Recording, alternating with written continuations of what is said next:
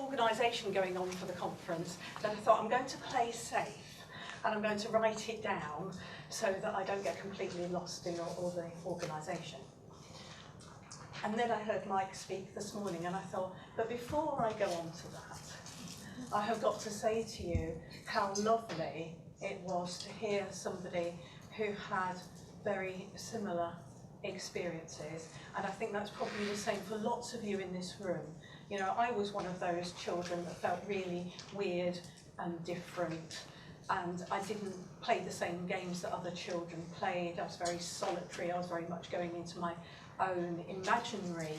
Well, I know all children have good imaginations, but I wanted to do it by myself. I wasn't really wanting to interact that much with other people. So it's quite funny that I became a teacher, but hey.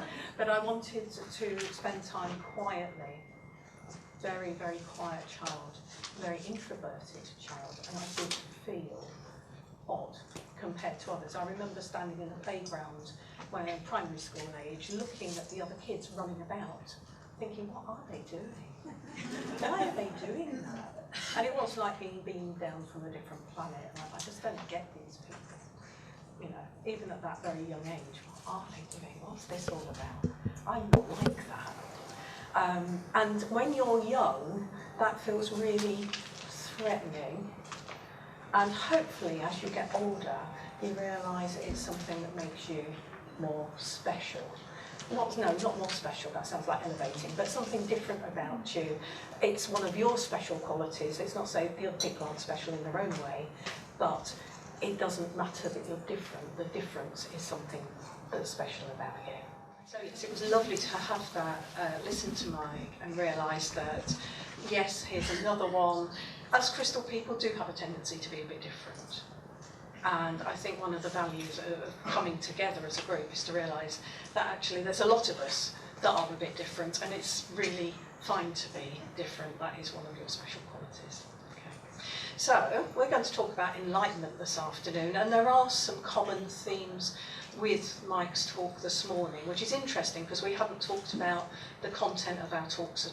We haven't compared notes. So as I was listening to him, I was thinking, oh gosh, I'm mentioning that as well. How interesting. Okay, so I'm asking you, what is spiritual enlightenment?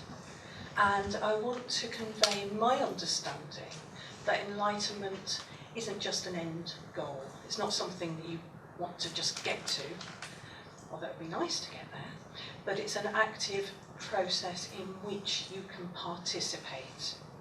So when we think of enlightened beings, we might think of Jesus, or we might think of the Buddha, or the ascended masters, and they are beautiful energies, lovely enlightened souls, and they can inspire us and they can uplift us, but we can also look at them and think they're so different from us, they're so apart from us, they're out of reach, they're examples of some sort of unattainable purity of being that's just beyond us.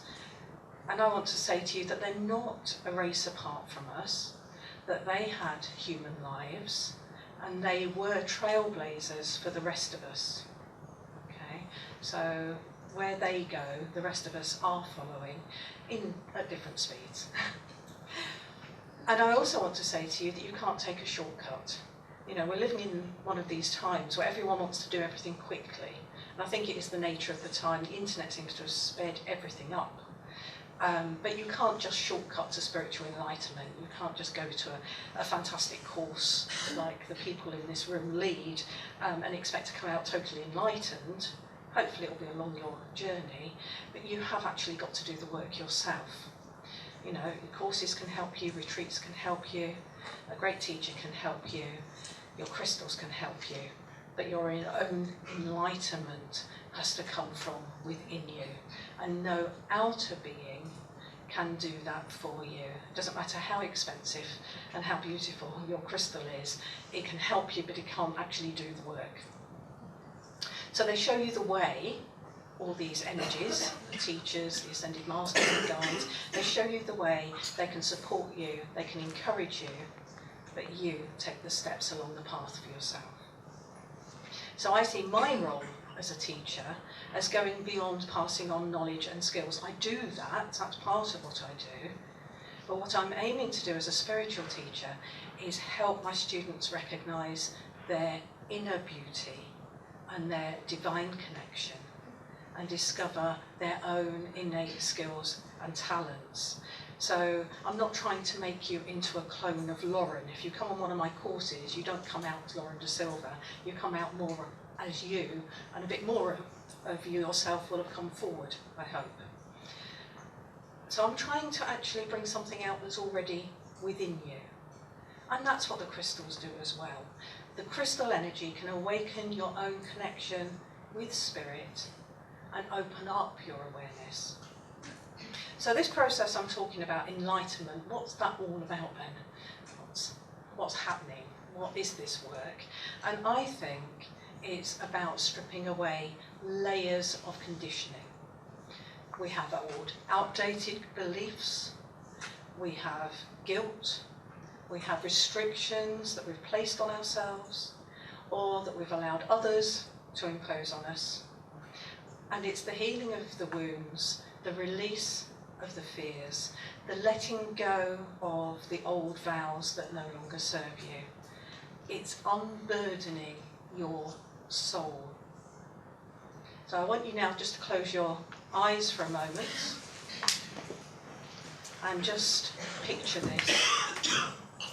Imagine that you're sitting in a room and there are no windows, but it's very bright in there because in the centre of the room there is a beautiful lamp shining out a very bright light, and it's illuminating every corner of the room. Beautifully light. And now I want you in your mind's eye to throw a scarf over that lamp. Imagine just throwing a scarf over the top of it. And you see that the room has dimmed a little, but you can still see the room. And now someone else comes in and throws a scarf over the lamp, and then someone else throws a scarf over it, and another scarf, and another scarf, and another scarf, and all the time this room is getting darker and darker and darker, until you are standing in a completely darkened room. Okay, so I want you to think now, where has the light gone? Has the light gone at all? It's still there. The light is shining as brightly as it ever was. And what needs to happen? Do we need to put a brighter bulb in that lamp to light up the room? That won't work. We need to take the covers off. So I want you to imagine just stripping away those scarves that have covered the light, taking each one away, one by one, until you get down to the original bright lamp, shining brightly again into every corner of the room. So the room is completely illuminated. And when you have your room completely illuminated, then you can open your eyes again. Okay. Keep going. If you're still taking scarves off, then you carry on. So it's a very simple analogy, but it's what happens to us. Our inner light is beautiful, all of us. There is a beautiful light in each and every one of you. But it gets covered up, it gets masked, and you can't see it anymore. And this process of spiritual enlightenment is a literal enlightenment. You are taking away the layers, you're getting more light to shine through you, so your light can be seen. Okay? And as you do, it's quite an interesting word, enlightenment, because you literally can feel lighter as well in the process. You can literally feel you have unburdened yourself and you are feeling less weighed down as well. So you can physically, not necessarily in your actual weight on the scales, but physically feel lighter. And you've probably had the experience, those of you who are healers, of someone saying after a healing, wow, I feel light after that. And it's because they have let go of one of these burdens, they have got rid of one of these scarves covering up their own light, and they are literally, their energy is literally lighter now. Okay? So that's the process we're engaged in, and I think that is one of the main points of healing, is to uncover your own inner light. Okay. Why would you hide your light? Why on earth would anyone hide the most beautiful part of themselves? The best part of themselves? Why would anyone hide that? Well, you know, we talked about childhood and we talked about feeling different. That's one place we hide our light. You know, maybe I know I was bullied as a child because I was this very quiet, very, very shy child, and I got horribly bullied for that. So I definitely covered up some of my light at that point and had to heal that part of me. But also harsh comments and criticisms. We can have shame, misunderstanding. Some people might react to difference with anger, and we've seen that, as Mike mentioned, you know, in the results of the Brexit vote, we saw this horrible energy of anger towards people who are a bit different. Their skin tone's different or their religion's different, and that kind of bubbled up from society, which was not an energy that was pleasant to be around straight after that vote. So you can have all these kinds of harsh energies coming at you, and you can decide it's safer to hide your light. If you fear being rejected, you fear being isolated, you fear being shunned. And I have experienced rejection, lots, lots of rejection, and I've had to live through that, and from some of the people that are supposed to be closest to you. And I have to say, I did survive. And although I wouldn't choose necessarily and put my hand up to say, let's have some of that rejection stuff, in the end, the process made me stronger.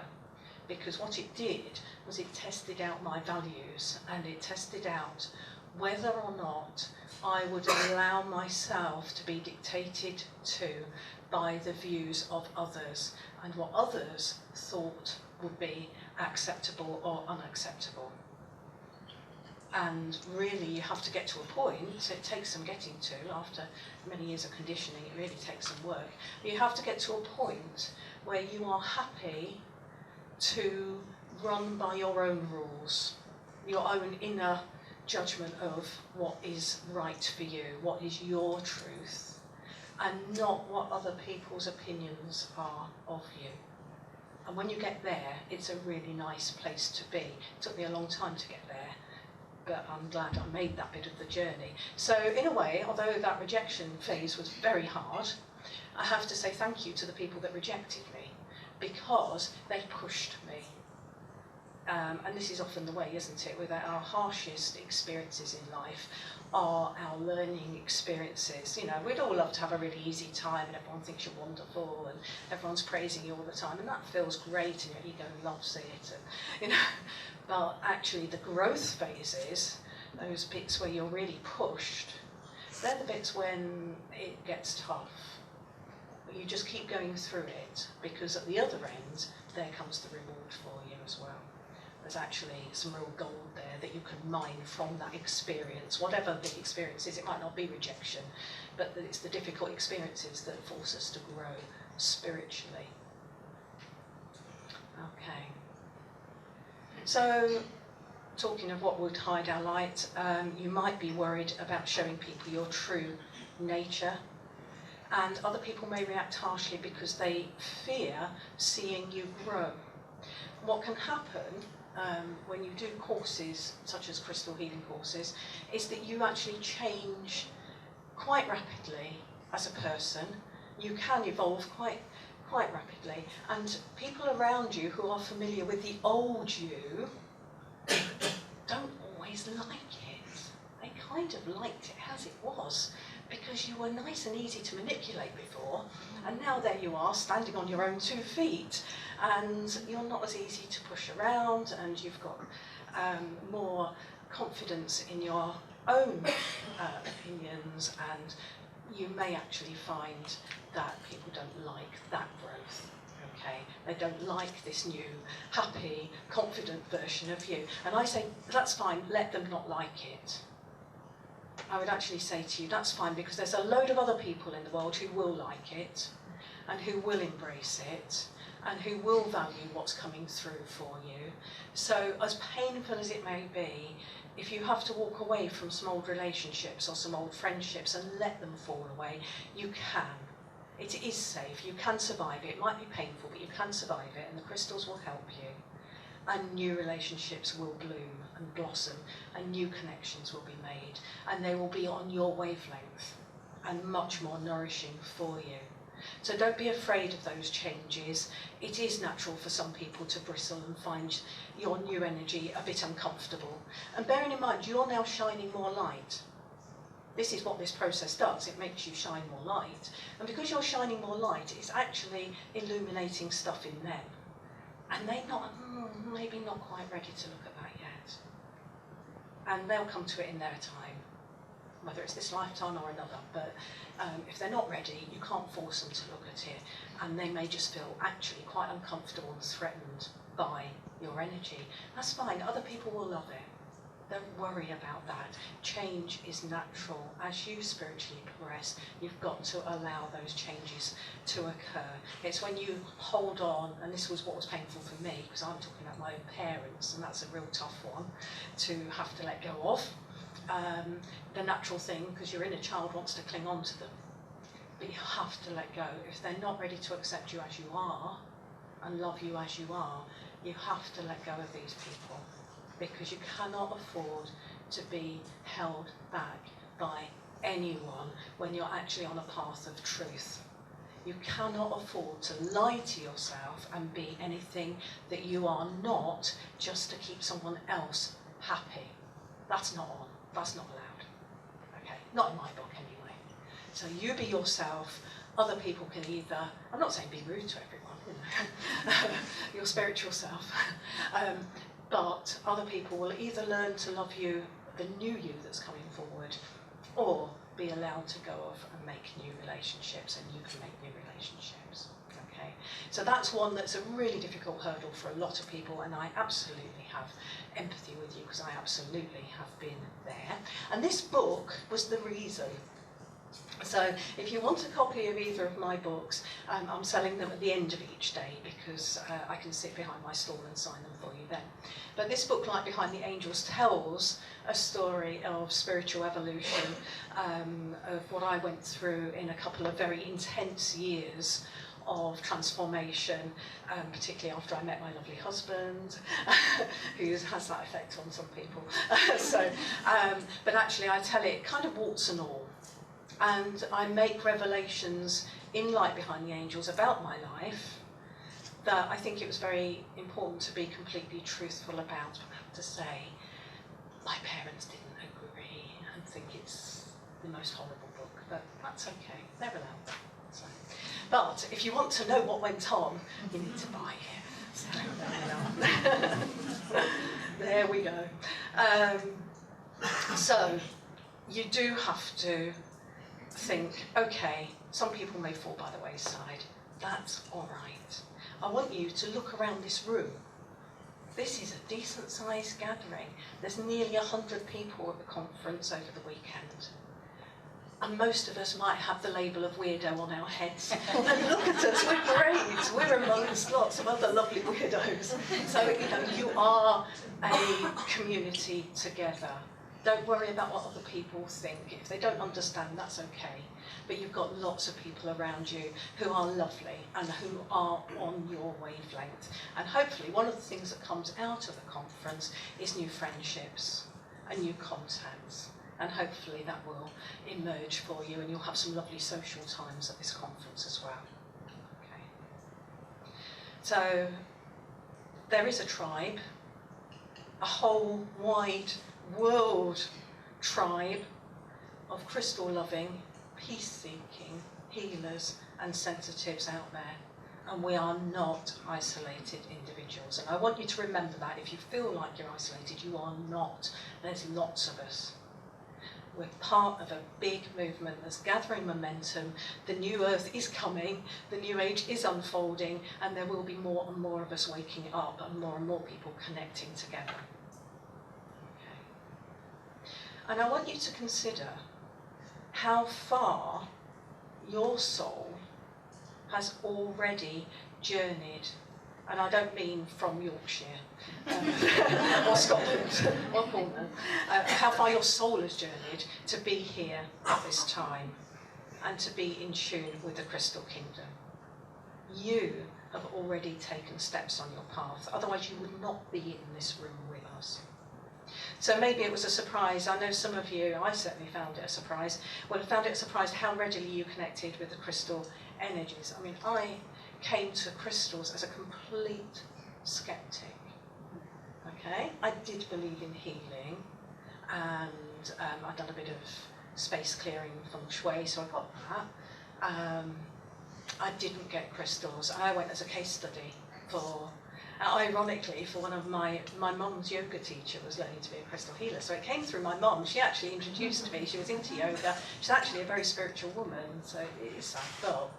She introduced me to the crystals and told me in the last conversation we ever had that she regrets it terribly ever introducing me to it. It's my life. I love the crystals. But hey ho. Anyway, so she did play her part beautifully because she introduced me to this yoga teacher who was training as a crystal therapist. And I lay on the couch and I really was a skeptic. I thought it would do nothing. I thought, this is just pretty stones. I think they're beautiful, don't get me wrong. I spent a lot of time as a child gazing at pictures of crystals and looking at crystals, and I did think they were lovely, but I didn't understand the healing aspect of crystals. And it wasn't until that first treatment I lay on the couch and stuff happened. Big stuff happened, and I felt energy moving, and there was a huge emotional release, and I thought, where on earth did that come from? Because at that time I was a school teacher, and my emotions were kept absolutely locked down and regimented. So this sort of huge emotional thing on the couch was like, whoa, this is slightly out of my comfort zone, but something's definitely happening here. I could feel energy moving around my body, and it was like, wow. Did my 3 case study treatments and then wanted to know more, and the rest is history. Went and trained, and I'm standing here today and chair of ACHO and principal of a crystal school. So yes, they were pretty important on my path, but I didn't get it at first. Not everybody is in tune with the crystals from the start, even though since then I've realised this is quite a big past life book. Since then I've realised I've healed with crystals lots of times before. This is not new to my soul. It was only new to me this lifetime. So as soon as they'd made that contact, it just unrolled from there. It was like the light bulb went on, and I realised that this was it. This was what I'd been looking for. So a lot of you may have had that kind of sudden instinctive feeling of connecting to the crystals, and been quite surprised by it. And I would say to you, if it was a surprise, you are probably remembering the crystalline energies from other lifetimes, when the crystals did share secrets with you, when you did do healing with them. A lot of people in this room have worked with crystals before this life. And the way I see the crystals as so valuable to us in this whole process is they hold us safe and steady. And I called my company Touchstones Therapies when I started it up, and now it's Touchstone School of Crystal Therapy, because I see the crystals as touchstones. They're our rock to hold on to. They hold us steady. They hold us true to our purpose. They keep bringing us back on track when our ego minds try to wander off. They keep bringing us back to our centre. And I think they're beautiful for that. And if you do remember ancient times, just checking the time, if you do remember ancient lifetimes, you may contact times when you were a healer, if you do some past life work, and you may uncover ways you were working with crystals then that can feed into the way that you're doing your healing with crystals now. And it's really a lot of what's coming through us now is old stuff. It's good stuff, and it seems like new stuff, but it's not. it's old stuff. It's similar to what Michael was saying this morning about once upon a time the temples were real and solid. They are real, but they're not earthly anymore. They're not in three-dimensional earthly form. And a lot of what we're remembering seems perhaps slightly like fantasy, but I think it was real on this planet at one time. And I do think in ancient times the healer was respected and the healer was valued, and the gift of healing was one that was prized and nurtured. And the priests and the priestesses did work with the energies of the sun and the moon, and they were important, and the divine masculine and the divine feminine. And in those times there was a harmony maintained. And then I really do believe that there was a great darkness that fell upon the earth. I know that sounds biblical, but I believe that is true.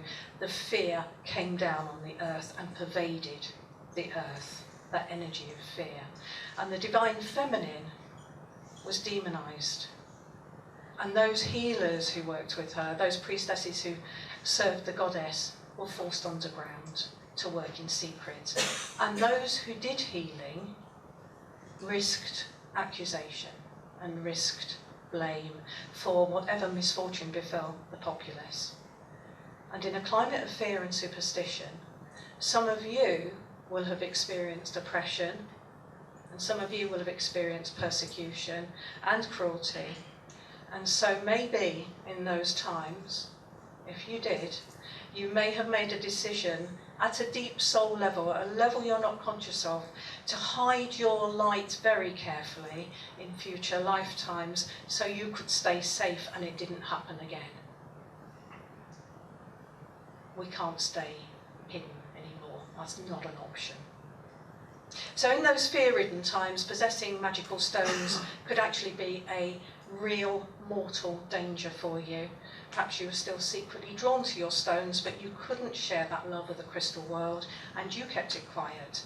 And maybe you switched off your skills and your talents so completely and absolutely for self-preservation that you imagine this is the only time when you've ever been a healer. And for most of you, that's simply not the case. Your true self has been there all along, hidden, covered up with veils like that lamp, just waiting for you to rediscover your light. And the crystals have waited patiently for you to remember and work with them again. To a crystal, the passing of a millennium is nothing. Crystals hold their frequency over eons of time, potentially. They remember you in ancient days, and they are encoded with the information that you need to unfold in the here and the now. They ask, and this is the crystals asking really, that you go forth from this weekend in the knowledge that you do have your own part to play within the evolution of humanity. And they said that to me. So let others know you love your crystals. Let them know you do healing with them. Don't be shy. It's only by sharing your own skills and talents that those around you may awaken also. And you may be surprised. In the early days, I was really shy about mentioning crystal healing. And you could almost see, and you will have seen it, the skepticism rising in people's eyes, you know, as their eyes roll up to the ceiling. Yeah, I thought you would. But don't let it stop you. Still talk about them. I remember at another conference, probably 15 years ago, I was doing an education consultancy job. And I was running an education conference. And the Deputy Director of Education for Rutland was talking to me at the conference, and I don't know how I got onto crystals. They just get into the conversation, as they do. But I mentioned them, and she took from her pocket a piece of rose quartz and said, yes, I love them too. So, and she was high up in education, so you would be surprised who can relate to them. I was talking at a meal out with family a few months ago with Steve's family, and there was someone very, very high up, I won't name him, but very, very high up in the police force there, he's got a very sensitive and esoteric side as well. These people are there, and it gives you hope, doesn't it, that these people are in those serious jobs, if you like, use those bunny ears, and they are there. So talk about your stuff. Don't keep it hidden, because you're giving people permission that it's okay as well. So it's important. Okay. I open Light Behind the Angels with one of my favourite quotes from Marianne Williamson's Return to Love, which sends absolute tingles down my spine, and it reminds me of my own commitment that I made to show up in the world. Now, she uses God in this. You can replace that label if you want with Creator or Divine Source, whatever name you wish to use. The label isn't the important thing. So just close your eyes and take a few deep breaths and allow yourself to go within and listen to her message, because it's been very important for me.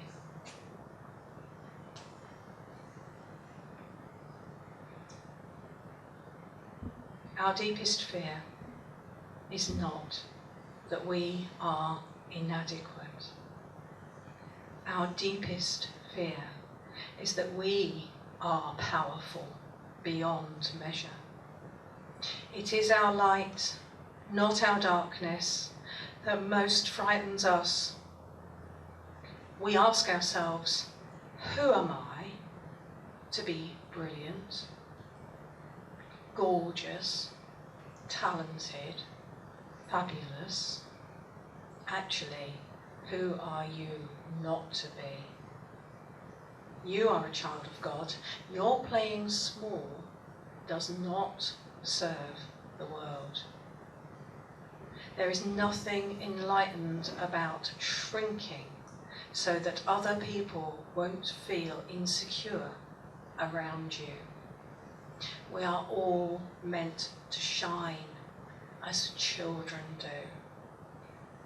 We were born to make manifest the glory of God that is within us, and it's not just in some of us, it's in everyone. And as we let our own light shine, we unconsciously give other people permission to do the same. As we are liberated from our own fear, our presence automatically liberates others. Okay, you can open your eyes again. So I find that, I hope you do too, a very powerful message about being seen, about enabling other people, empowering other people, letting other people know it's okay to actually stand up there and to do things, not hiding your light. Hiding your light doesn't do it. It doesn't work, and it doesn't fulfill your purpose on this planet at this time. You have almost a duty, a sacred duty, to share your light and let it be seen. So for everyone, the path to enlightenment will be different.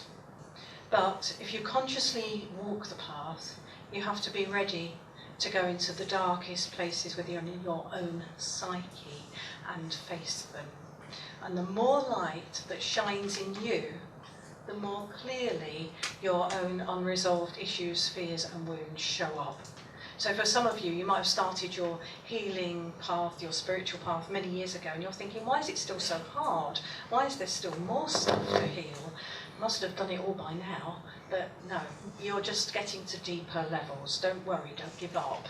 You're not doing anything wrong when big stuff shows up. You're doing something right. So those of you who have read Light Behind the Angels know I was put through intense years, a couple of very intense years of difficult experiences, which didn't actually finish with the end of that book. And the reason it came about, apart from Steve, is I formally declared that I wanted enlightenment to be my true heart's desire, and I did that in a ritual. And when I did that so formally, the universe responded with great enthusiasm. And my goodness, would I have had the courage to have actually chosen the enlightenment path had I realised what enthusiasm I would be greeted with and how much stuff would come at me. But actually, despite everything, despite these challenging years and difficult things I had to face, I really wouldn't rewrite my decision. It's not something I regret. It meant awareness of those things that were holding me back, that were arising from this lifetime and from other lifetimes. And yes, some of those revelations were very painful, but they had to be faced. And it's a case of sometimes the truth hurts. But you know, lying to yourself and pretending that, hey, I'm okay, everything is healed, that doesn't carry you forward. That doesn't do it. That keeps you stuck. You have to be honest and truthful and look within.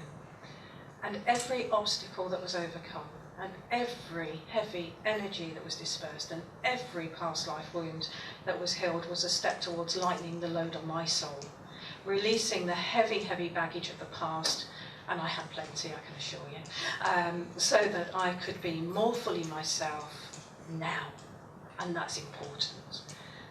I've actually never felt so good about myself, really, truly. And that sounds boastful, but it's just my truth. I've never felt so good about myself. I promise you, a massive insecurities. Quite well hidden, because I was a teacher, so I could put it on, but a massive insecurities. And this process has shifted them like nothing else. So, we all have our own issues to deal with. My story is pretty extreme. Riveting, some people have said, but I'm not sure it's riveting to live through, but hey, it's better to read it sometimes, I think. Yours might be gentler on you. I hope to an extent that yours is gentler on you, but you will all have your own stuff to deal with.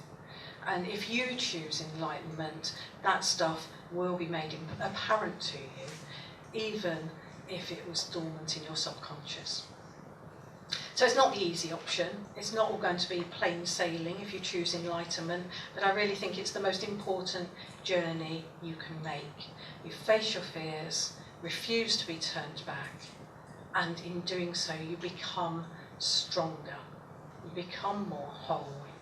And I have got now a love for myself that no one can take from me. I don't care what anyone says to me, no one can stop me loving myself now.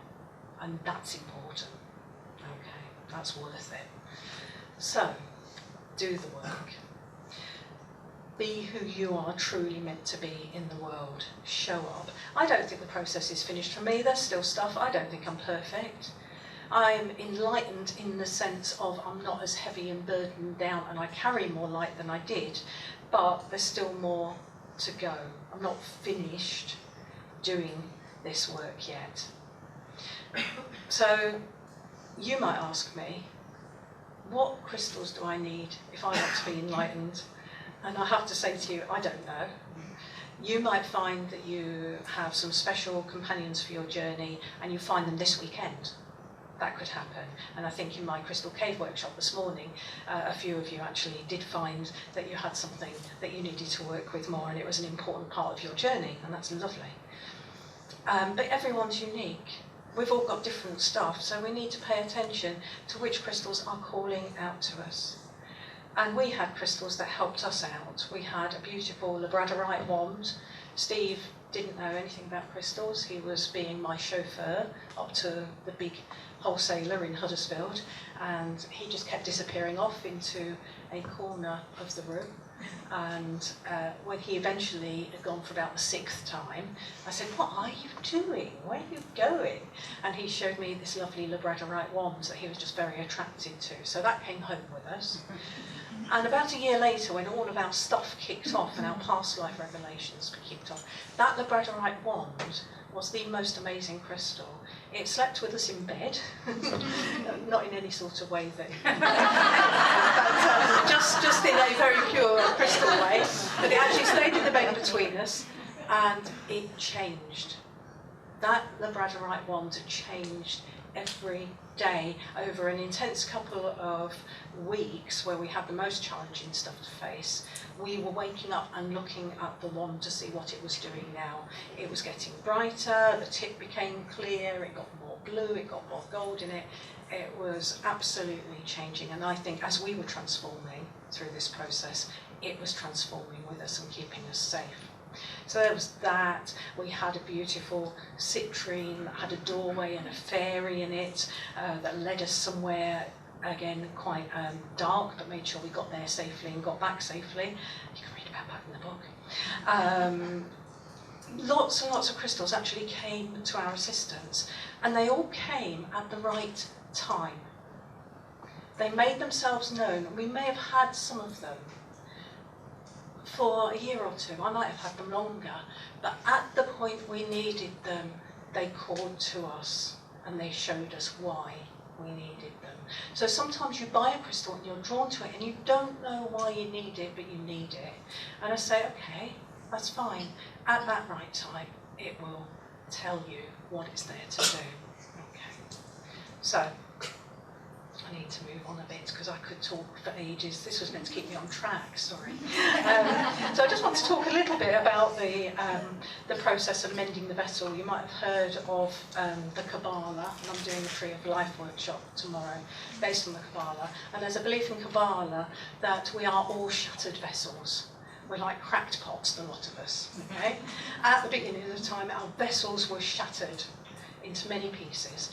And the process of healing is called mending the vessel in Kabbalah.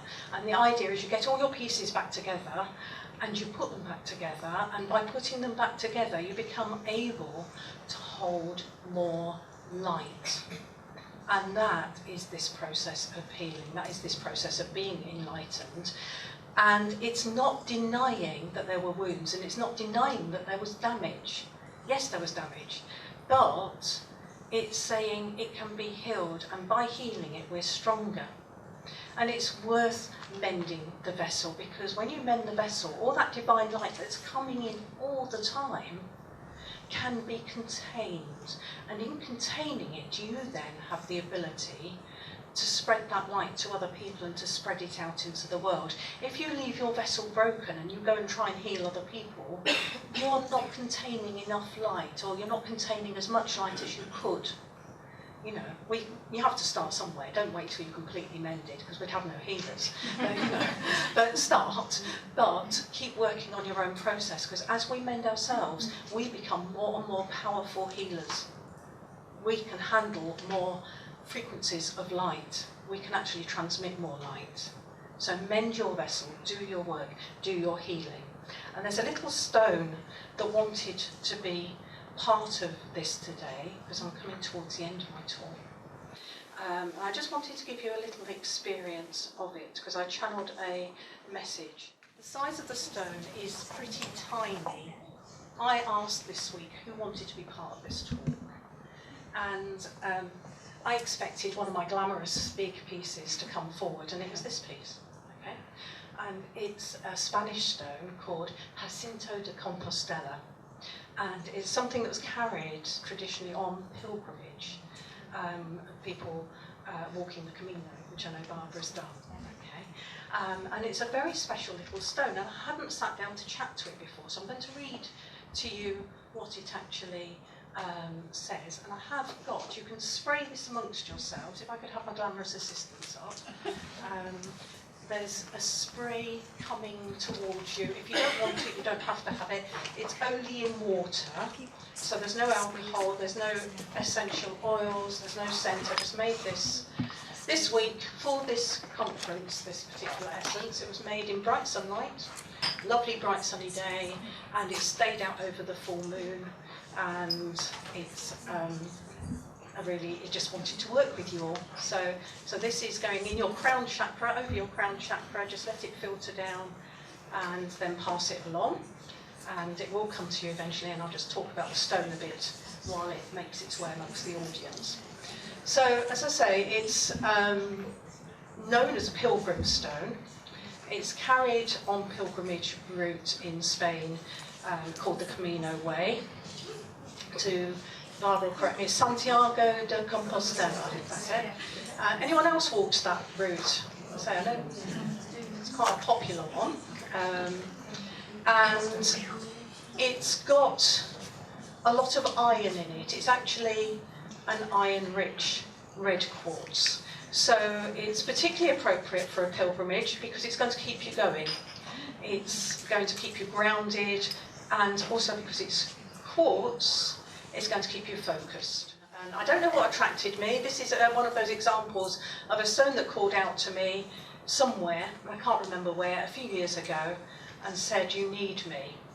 And I didn't know why. But now I know why, because it wanted to come to this conference. It got there in the end. It got its message across in the end. So I sat and I channeled the message of the stone. And if you'd like to just sit in that energy that we've shared and listen to the words from Jacinto de Compostela. I speak of pilgrimage and bring comfort and company for the long journey inwards. I bring strength and sustenance for the road that lies ahead. Through me, you are linked to the long chain of pilgrims who have travelled through the ages, seeking absolution, seeking enlightenment, and wishing to have their souls washed anew. Each of you may choose for yourselves a pilgrim stone for your journey. It may be one of my kin, or another which calls to you. Choose a companion stone which resonates with your being, which encourages you forwards even when the way ahead looks difficult, which whispers, "Go on," when you are thinking of turning back. For this is the great adventure, the true pilgrimage, and the way within which all those who seek to be truly enlightened must travel.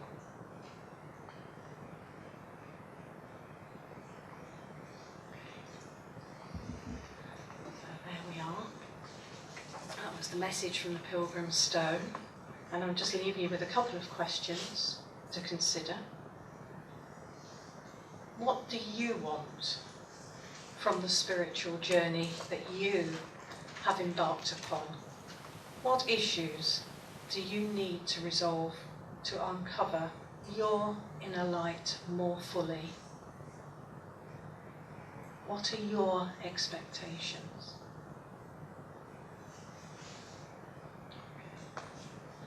So I'm going to stop there because I am running over. And I could talk on for probably another hour and you wouldn't get your workshops and that would not do. So thank you. Everyone all right? Yes.